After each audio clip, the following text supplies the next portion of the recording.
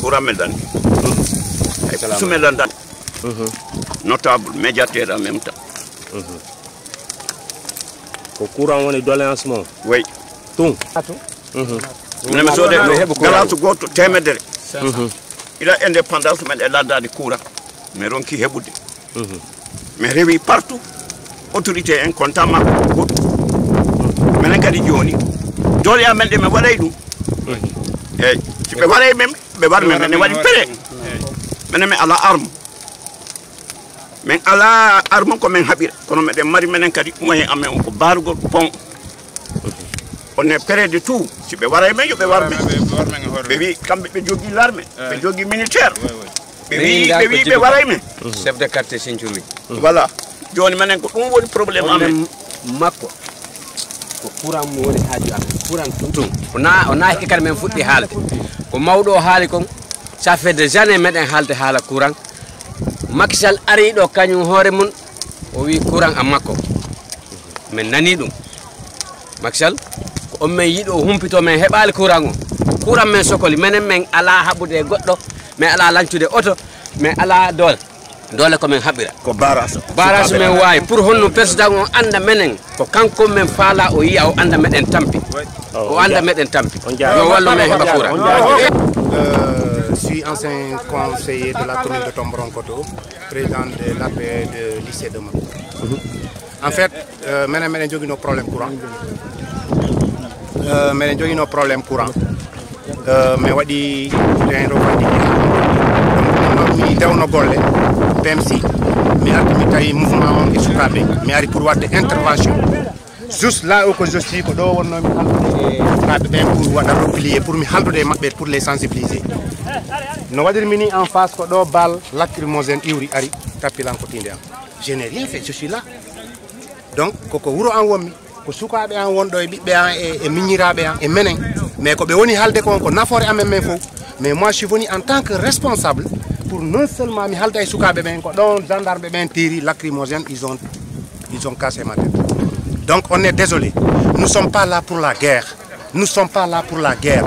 Nous sommes des citoyens sénégalais qui ont l'esprit, la démocratie. Donc nous voulons parler au président Macky Sall que nous, Mako, un grand village qui a plus de 4000 habitants à 5000 habitants, on est là. On n'a pas le poste de santé qui était là. Même notre ambulance s'est récupérée, on n'a pas l'ambulance. Donc, nous voulons le courant parce que nous voyons les poteaux qui passent, qui servent dans tout le côté là. Et à Mako. Maintenant, à partir de maintenant, nous sommes là au pont de Mako, fleuve de Gambie. Désormais, nous ne voulons pas de problème. Mais il y a des problèmes. On veut parler à Macky Sall qui nous aide pour notre courant. Merci beaucoup. Merci. Merci. C'est une jeunesse engagée.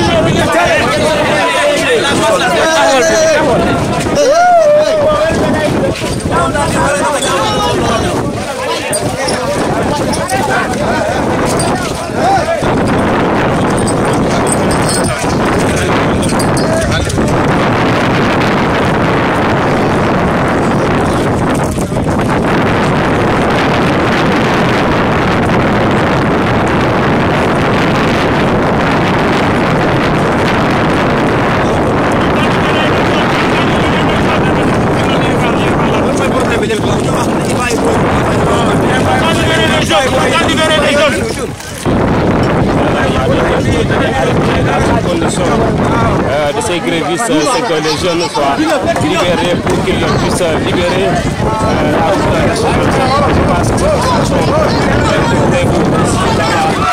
dans la commune de Tom.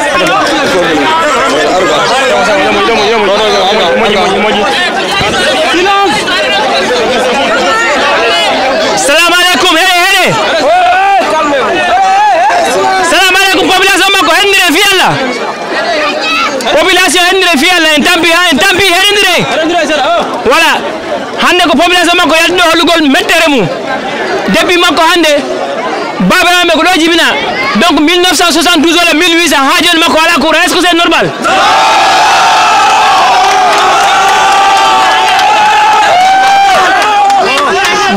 glace ko sumaye glace goto 500 imagine ça donne 2 glaces ko 1000 francs fois 30 jours ko combien de wonta est ce que ça c'est normal mi fallandade est ce que den tawa e Sénégal wala tawa ka Sénégal fione wada de courant hande makko no wada 5000 habitants je vous dira der kedu fop ala village photo e makko awa ala population mais fione wada de courant wala problème mais fala gouvernement yo ar halme autorité halme ko honde courant arta makko yo ar halme ko honde arta so halme ko honde arta so be arani kadi me ara men jibito kadi men lancha jonno ko mois de mai wonde so mois de mai yawdi ko mois de juin so juin yawdi ko juillet nak mois de juin ko élection wodi here amoƴede hande c'est hebani réponse labudo be wi be waday courant mois prochain be wadani mois to yo ko élection wodi so goddo woti makko do harana do mi jibina mi wotta to goddo wotta makko do so courant arando so Allah jam goddo wotta do so yidi no so yidi yo be nama prison wala be mayo ko goddo wotta do suka goddo wotta do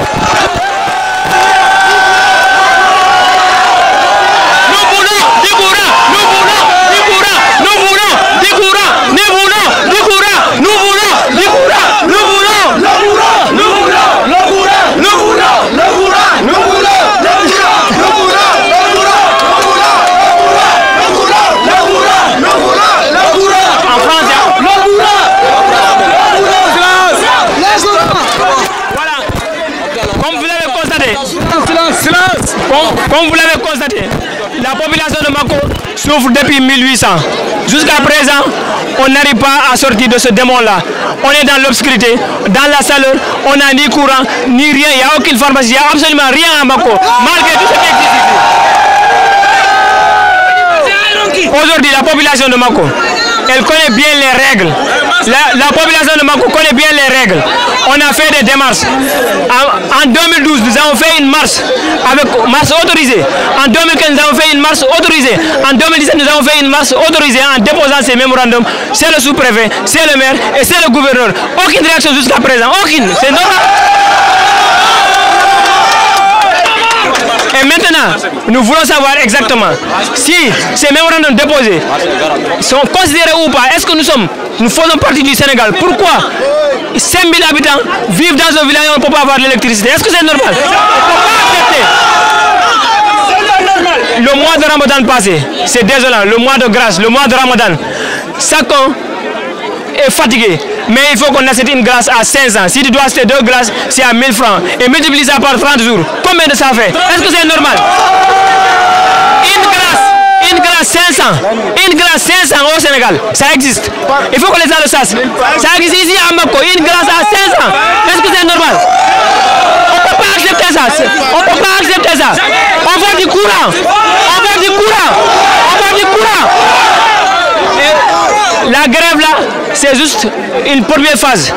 C'est la première phase. Aujourd'hui, s'ils nous disent qu'ils vont emmener le courant le mois prochain et qu'ils n'amènent pas les élections, personne ne votera à Mako. Personne ne votera à Mako. Et encore une fois, tant qu'on n'a pas une réponse concrète, on ne va pas lever le barrage. Tant qu'on n'a pas une concrète réponse, on ne va pas lever le barrage. Ce matin, quand ils sont venus pour négocier, mais ils ne sont pas venus pour négocier, ils sont venus pour attaquer les zones. Et ils ont dit, est-ce que vous êtes prêts pour négocier? J'ai dit oui, à condition que vous libérez les détenus. Ils ont dit non, nous ne pouvons pas libérer les détenus.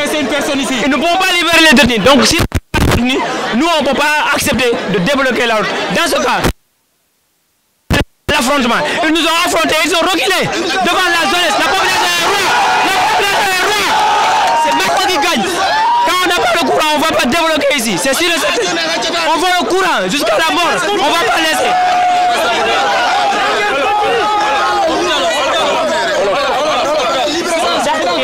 Man fii laa judd Samba fii laa judd ba léegi amuñu courant ñu ngi ci obscurité bu metti depuis 1800 combien jusqu'à présent on n'est pas considéré 5000 habitants ñu ngi fi dëkk amuñu courant amuñu dara ci weer koor gi glace benn téeméer lañ koy jënd Sénégal am na fii am na 500 lañ koy jënd est-ce que c'est normal est-ce que ça c'est normal léegi nag la jeunesse a dit jeunesse bi mu ne ñun dañoo bëgg a xam exactement courant kañ lay ñëw Mako suñu xamul loolu dañuy continuer barrage bi jusqu'à ñu am benn réponse concrète il faut ñu am réponse bi ñu soog a débloquer loolu su weesee tey suñu joxee benn réponse et que réponse respecté wu ñu seen kaddu bi dañuy wàcce waat élection kenn du fi voté bulletin nul bulletin nul bulletin nul bulletin nul bulletin nul bulletin nul bulletin nul jeunesse yaa ngi fii nit ñi liggéeyuñu les gens ne travaillent pas on veut du travail on veut du travail on veut que la société recrute les jeunes qu'on les forme c'est une obligation on veut la formation jusqu'à la mort. Salam alaikum population Mako. Salam alaikum jeunesse Mako. Sanani sare ko jeunesse. Merci. Menen men tampi. Menen ko Mako do men jibina hande menen wundi hande celtuna pela men. Koy tampere me woni Mako. Menen men tampi, bibbe men tampi, tanirabe men tampi jon ko celtuna pela men woni tampude. Menen men tampi. Menen Mako. Première fois men ala no ndiyang. Anani say o sato do joni nyande fay alla ko yata guluje capande be lawata gazu angal courant say joni nata robine ka gallema wiye joni lewru so mayi ko mayi ba guluje jetata guluje jenay ko angal ndiyang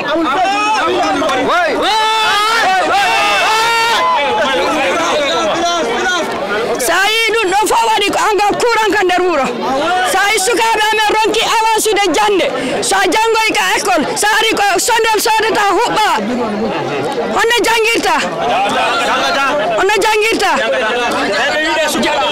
anan jonno da yidi suka mabe yo jangu ala courant suka be jodi da fala bi dama janga ida wakkiliti de kalsima sodana bi dama ordinateur ko sanani ordinateur marsi ko courant sanani ordinateur marsi ko courant mena men ala courant mena men tampi mi halay mena hikka woni duubi ko yata mi anda jalu mena hitade fo suma ya galasir goto ko tamedere men sodata duubi sappo anani galasir wotere ko tamedere jodi galle mawde jodi galas goto yonata didi yonata tati yonata nay yonata joni antu galle goto galas tu ko sodi dum temede jeego temede jeddi hadi sukabe mabe wurata sukabe mabe wurata anani mena men ala hôpital ko case santé men jogi mena men ala hôpital sanani hôpital ko courant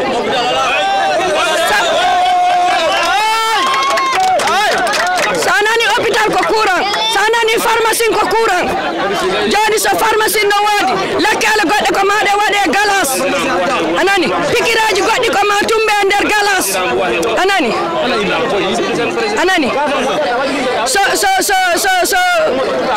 joni compil be jono wadi ko nder galas no watte pikiraji goddi no wadi ko nder galas watte sanani pharmacie ko courant so courant ala honnani onto pharmacie men ala pharmacie men ala hôpital anani men ala hôpital men ala pharmacie anani men surtout joni debbo so ngatama do joni men ala ambulance ko ma men nanda tomoro koto yaba 5000 francs so ambulance on ara anani so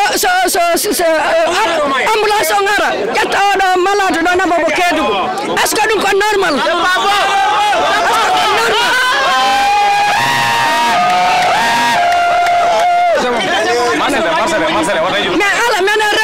men ala marché anani men rewbe meden tampi men ala garage men ala marché sukabe amen no tampi o bambu ko waddo do sukabe amen ala gollude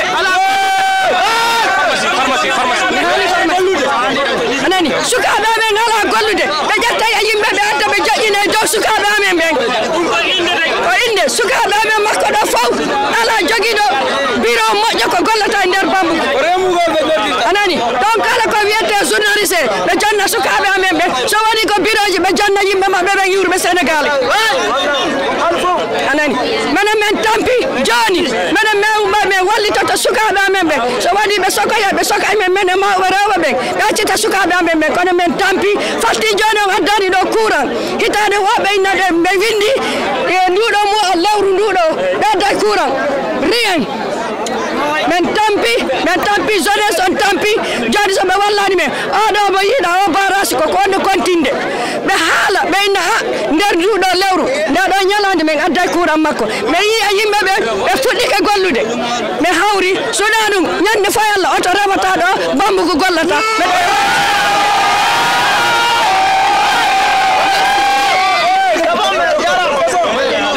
Sénégalais ngay mobiliser bi kanaka silo kambal jam parce que nga ku diminar ile soto lolé mu walum courante depuis ndel sotota obscurité le kono za hono nyame depuis ndel sotota honde je bi men to bi courant bala man namako donc bi jeunesse a décidé les bi soit ya courant honye tel ultimatum le courant be nala jang soit ni barrage ni ngana barrage ni continuer le naga di moko lebe salato ni barrage ni be nyokola honga ku leer ring soto comme na président nga am de vice président comme na président nga ho nyame ni ko par exemple ko courant be na lebi nga ultimatum di ma courant man na élection menje na jam mois de juillet hay moko kané yilo la ko bulletin be soto jam bulletin ni le bulletin ni donc je veux vraiment journaliste le plus vite possible à faire au niveau direct président Ngandje président Ngamako message ko vraiment ngala na mu sénégalais les vraiment ngamble ni ngamble ka courant soto ni man ka courant soto ngamle ngamle ko long bibi ni ajube Sénégal village du Mambekeri ibe gala 55 ans ate keri ndulasi del jan depuis serungo fo nyina sunkaro mengala wo mu nema carotte del be gala 55 ans franela aketa nyanya ndi basan no ngale est-ce que ça c'est normal anandel nal me gala cité no pour ka firi hein pour mon atlantel be gala 150 ans 500 ans on dirait que nous ne sommes pas des Sénégalais vraiment état boké kan kala mako kan pour mungula or ko dum monsieur président Macky Sall hango ang nene natel jankala lengo ndor ta agota mito agota mako janne pourquoi pas me courant di nomma société aussi c'est pareil mais c'est un béjame que fusti il bébé 40 presque qualification be siama mbulu société na di jam pour ka hay mo ko ta ke formé won problème de mais société me mo ko ta me mo ko formé ni hajo be na mo ko ma ise la mo ko ta jelma ngale kana jandi nga ni rata il te donne des salaires très minables donc franchement dire nous sommes très mécontents très mécontents nous voulons vraiment que l'état sénégalais sache que Mako existe franchement dire il ramène Mouta au niveau de la gendarmerie. Voilà, concernant Ramène Mouta, nous sommes là jusqu'à ce qu'on libéré, ni me libéré. Mais Boudjang, jamais au plus grand temps. Jusqu'à ce qu'on a un dire boula et puis on commence à nous mahonner, ni c'est pour gagner boula. Pour les béliers. Maintenant, Olof. Assalamu alaikum. maa ngi nuyu ñëpp fi teew tey ñu ngi Mako ñu ngi concerné tey Mako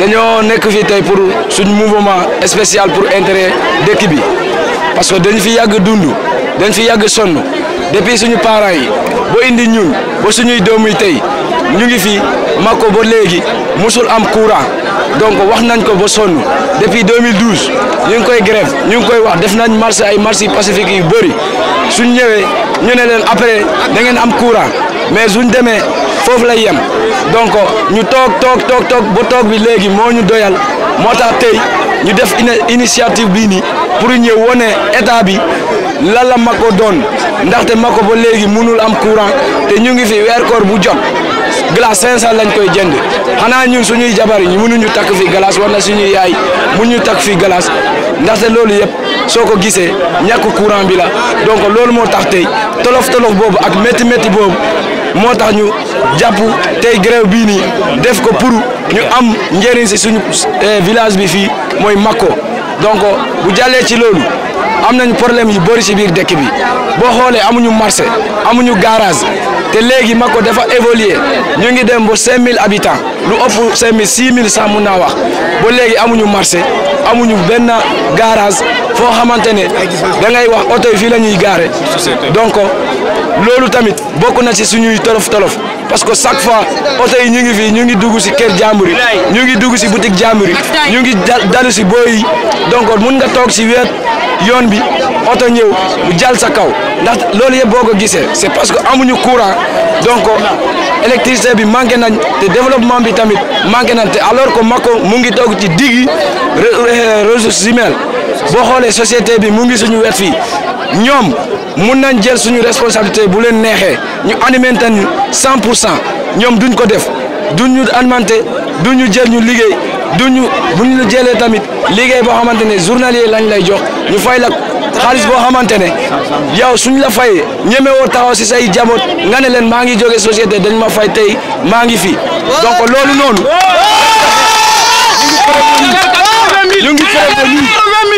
ñu ngi prévenir société bi bii benn kii bu ndaw lancement bu ndaw la luy ñëw mooy ëpp lu ñu def tey ndaxte tey dañoo décider ensemble ñun fii commune de Tomboronkoto dañuy dundi wala ñu dee donc loolu mooy tax tey ñu ngi fii te dañ koy continuer société bi dañuy xam ne Mako pare na dañuy recruter forcé ñu jël ñu former ñu fay ñu xaalis salaire yu baax wala soit ñu continuer suñu grève bi ñoom ñu ñàkk ñun tamit ñu ñàkk wala ñu rey ñun ñëpp ñu génne ñu fii.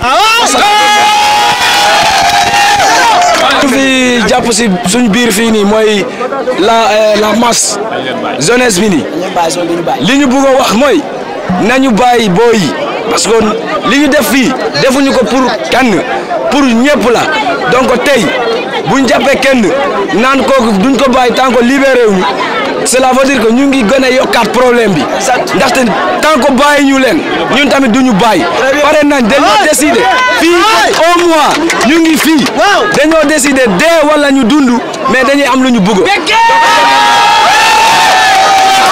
dañoo sol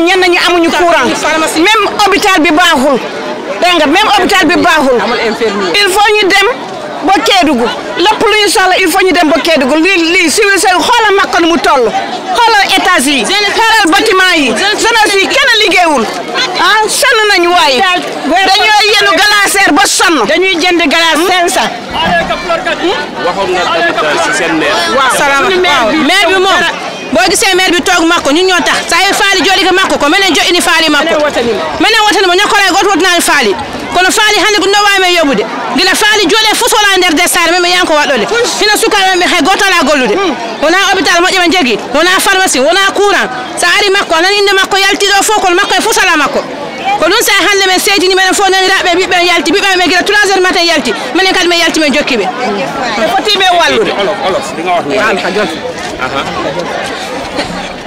boo gisee faali mu ngi toog fii ñun ñoo ko teg fii ñun ñoo ko wote ba mu toog léegi faali amul lu ñuy fay si dul lii suñu jeunesse yi xale fii kenn liggéeyul amuñu hôpital bu baax amuñu pharmacie amuñu courant amuñu dara tey faali fu mu nekk moom daf ñoo waroon jàppale dëkk bi avancé Mako tuuram dégg na fépp dégg na tuur Mako waaye Mako dara amul Mako amuñu ndox amuñu dara glace bi ñu koy jaay fii benn glace 500 même boo bëggee tam jënd glace boo leen glace dañuy wax boo jënd bisaab bi 1000 francs duñu la jaay glace 500 bisaab 1000 francs fii Mako rek la amee sonn nañu trop hande ko sukaaɓe amen ɓe wi tampi ɓe tampi ɓe muñike ha ɓe tampi ɓe wi so min wotani faali o walla min heɓa courant ha joni min yiyani courant sukaɓe ɓen ala gollude ko société miɗen tampi ha joni so suuma e darike ɗo a ittay 1000 francs walla 2000 francs soda glace heɓata hay sodde ko ñaama ko fi ko yara enen fof ne andi nguleyki wonki Kédougou hande Kédougou no wuli jaw makko ɗo sare nde kiloji 5 a ƴetta ɗo ha tomboron koto ha ñaminike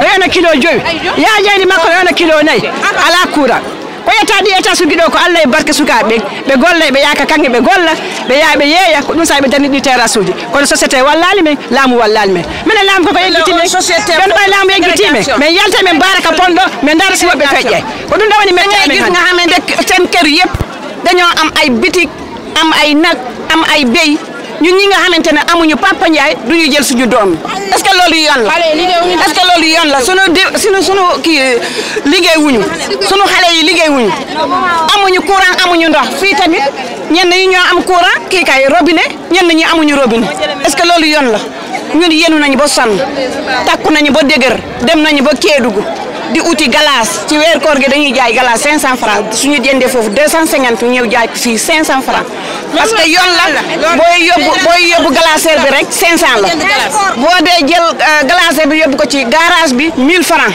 boo jëlee foofu glacière bi indi ko mag ko 3500 kon loo ciy am boo jaayul 500 loo ciy am léegi ñun tam suñu amoon léegi courant est-ce que daañu jaay glace 500 dañuy jaay glace 200 francs ou bien ñu jaay glace 100 francs loolu mooy yoon boo gisee ñu jël glace ñu def ko 500 francs dafa amul dara boo gisee ñuy jaay sa glace pour suñu njaboot fii ségrégation lañu ñi am moom la ñuy jàppale ñu amul duñ leen jàppale ñun tam dañuy gërëm jaral nañu sax ñu teg suñu xale yëpp mais daañu teg ko ba dëgër ñu taxawal ñu taxaw waa Makko man fii la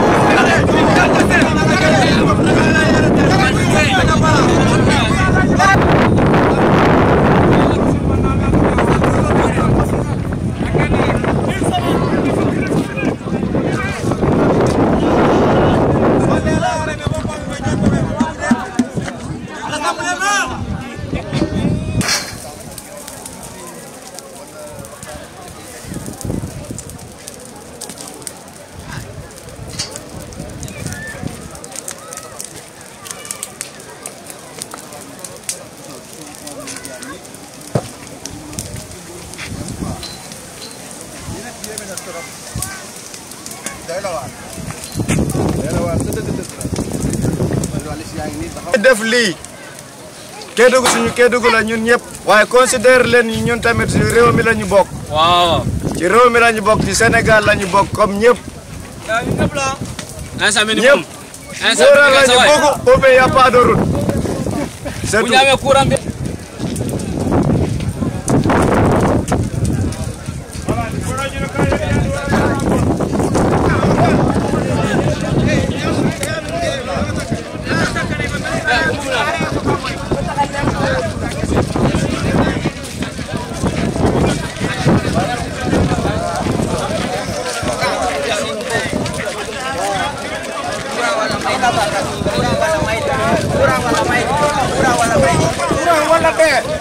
Aduh yang mudah.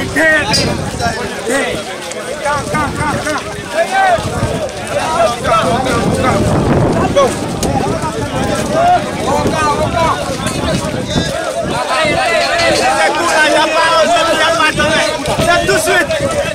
Inch'Allah. Il n'y a pas de passe.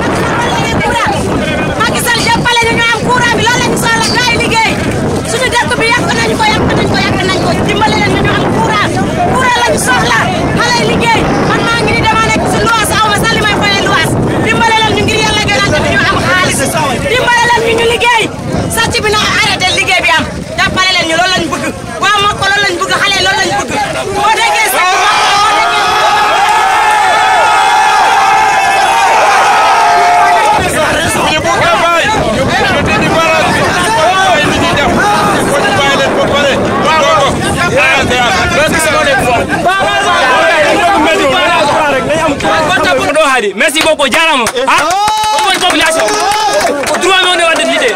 Au courant fallait. On est. S'il vous plaît. Milano, question goto. Au fur et à mesure des grèves. On nous fallait, on met dans le courant. On a populé au État. RTS, nous dit là. Zig FM, nous dit là. TFM, nous dit là. Quelle info, Béari? On va, quel c'est Dari? Dakar Actu, Béari. Donc, Hande, pour me faire une affaire. Mais,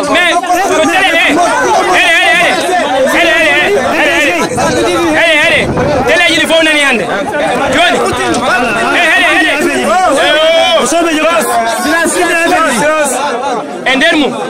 Endermu, nos parents, mon mémé, be libère boy, par exemple, ce boucan on va dire la manifestation. C'est dire qu'il après libération, après c'est même boutique, bâtisse affamé. Allez, maintenant on autre, maintenant on autre. Ce engagement, God engagé, faut engager jusqu'à la mort. Ça veut dire que ala wadde fi mabbe de fi para nyimene ko nyaagi en ko mom me ari nyaake débloquer l'angle darde ndo be libérer boyis be libérer boyis di hote be libérer boyis di 15 minutes on revient sur le terrain c'est ça mais libérer John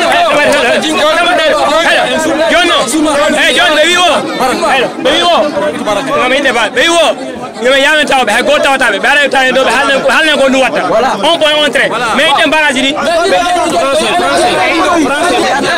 est-ce que vous êtes d'accord?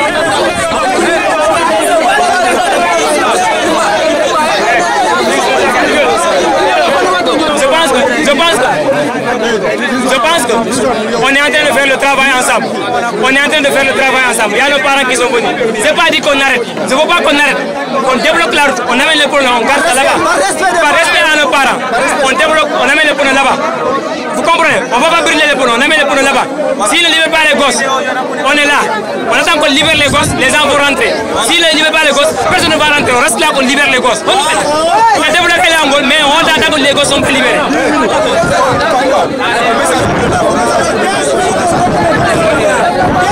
C'est bon.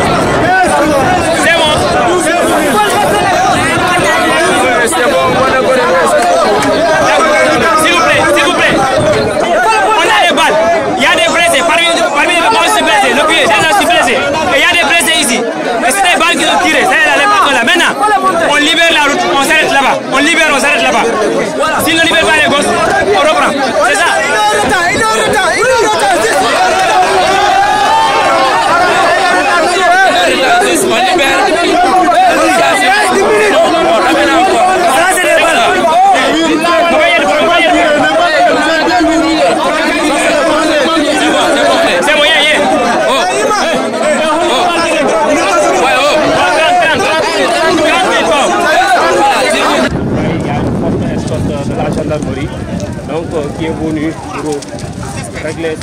situation, en tout cas c'est la situation qui prévaut ici au niveau de Mako, particulièrement dans la commune de on va les laisser. Où il ne On va les laisser. Mais il faut que nous d'abord l'union de Waradem. Non, c'est bon.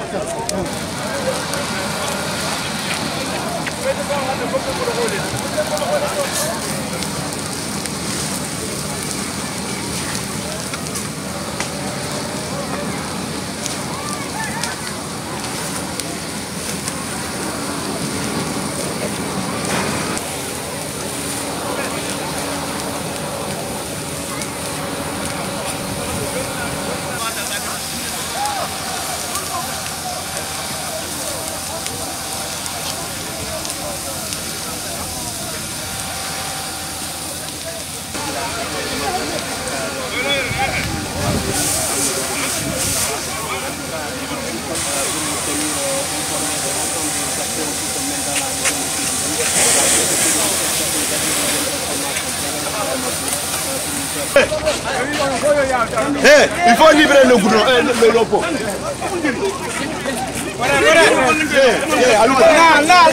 On y va.